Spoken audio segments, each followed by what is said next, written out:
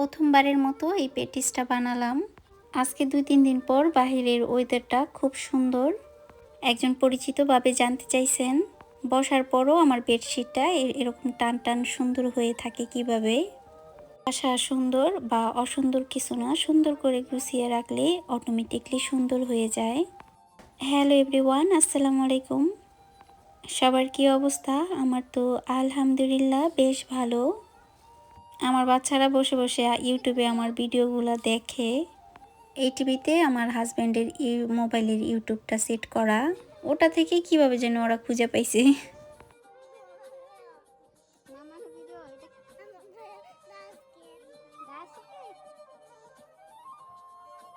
একবার আমি কিচেনের মধ্যে আমার ছেলের একটা খেলনার একটা জিনিস আঠা দিয়া মনে হয় লাগাইতে নিয়েছিলাম, এই যে তারপর থেকে এটা লাগিয়ে গেছে, আমি আর উঠাইতে পারি নাই।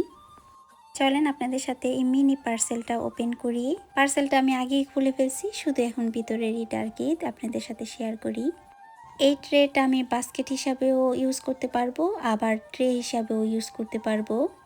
দেখতে কত সুন্দর লাগতেছে না? ভিতরে একটু দাগ ছিল, আমি মনে করছি দুইটাই বড় বড় হবে, কিন্তু একটা বড় আসছে আর একটা একটু ছোট আসছে। আচ্ছা আপুরা, বাসার ক্ষেত্রে বাসা সুন্দর হোক বা অসুন্দর হোক, বাসাটা মেনটেন করা সবচেয়ে বড় কথা।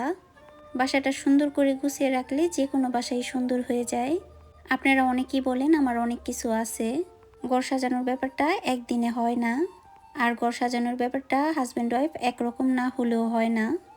অনেক ছেলে মানুষরা আছে এইসব জিনিস অপচয় মনে করে। আর আমি প্রথম থেকেই বলি, আমি আর আমার হাজব্যান্ড প্রায় একই রকম। অনেকের অনেক রকমের শখ থাকে, কারো জামা কাপড়ের শখ, কারো বা মেকআপ প্রোডাক্টের কেনার শখ, বা কারো বা ঘরের জিনিসপত্র কেনার শখ। এর মধ্যে মনে করেন আমি প্রতিদিন তো আর কিনি না, আমি মাসে একবার হলো কিছু না কিছু কিনি বাসার জন্য। তখন আছে না, এই জিনিসটা আর অপচয় মনে হয় না। আচ্ছা, যারা নতুন বাড়ি কিনবেন এই জিনিসটা না অবশ্যই লক্ষ্য রাখবেন। এই জানালার শাটার থাকলে ঘুমাতে সুবিধা, তারপর আলো আসে না। রিসেন্টলি বাড়িগুলোতে শাটার থাকে না, আমরা যে ওই দিন একটা বাড়ি দেখে আসলাম ওটাতেও কিন্তু শাটার ছিল না। পরে ওনারা এখন এক্সট্রা টাকা দিয়ে শাটার লাগাই দিতে বলছে। তো আমার একটা পরিচিত ভাবি জানতে চাইছিলেন যে বসার পরও আমার বিছানা কেন এত টান টান থাকে, বিছানা চাদর উঠে আসে না। বিছানার নিচে একটা ল্যাপের মতো, আমি জানি না এটার নাম কি বলে এই দেশে, এগুলো আমি নিতুরি থেকে নিছি। এই বেডের ম্যাট্রিক্সের সাথে যদি কিনে নেই তো বিছানাটা নরমও হয়, আবার বেডশিটটাও উঠে আসে না, সুন্দর করে টান টান বসে থাকে। আমি এই প্রথমবারের মতো প্যাটিসের ডোটা রেডি করব। এটা আমি ফেসবুকে দেখে আমার একটু কিউরিসিটি জাগছে বানানোর জন্য। তেলে ভেজে প্যাটিসটা বানাইতে চাইতেছি। অনেকে আমার এই যে কিচেন স্টিকারের কথা জিজ্ঞেস করছেন, আমি এই স্টিকারগুলো শিন থেকে নিয়েছিলাম। আর দেওয়ালের কথা জিজ্ঞেস করছিলেন, দেওয়ালটা আগে এরকম সাদা ছিল। ইদানিং আমার অ্যারাবিক লেখাগুলোর প্রতি অনেক ঝোঁক। কোনো এক সময় আমার ইচ্ছা আছে এগুলো নষ্ট হয়ে গেলে, সব জিনিসই তো একটা ডেট ওভার আছে, সারা জীবনের জন্য তো আর না, তখন আমি অ্যারাবিক কিছু একটা লাগাবো, ইচ্ছা আছে আর কি।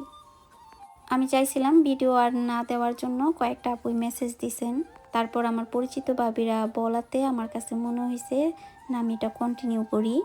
সত্যি কথা বলতে আমার ভিডিওতে এখন পর্যন্ত ওইরকম কোনো ব্যাড কমেন্ট আসে নাই। আমি আমার ভিডিওতে কোনো নেগেটিভ কিছু রাখতে চাই না, তো একটু আর কি ভয় কাজ করে কারো দ্বারা যাতে আমি হেনস্থার শিকার না হই। তো সব মিলে চিন্তা করছি নর্মাল ভিডিও দিব। থ্যাংক ইউ সবাইকে। অনেকের ধারণা আমি ভিডিও মেক করি বলে আমার বাসাটা এত গুছানো থাকে বা পরিপাটি থাকে।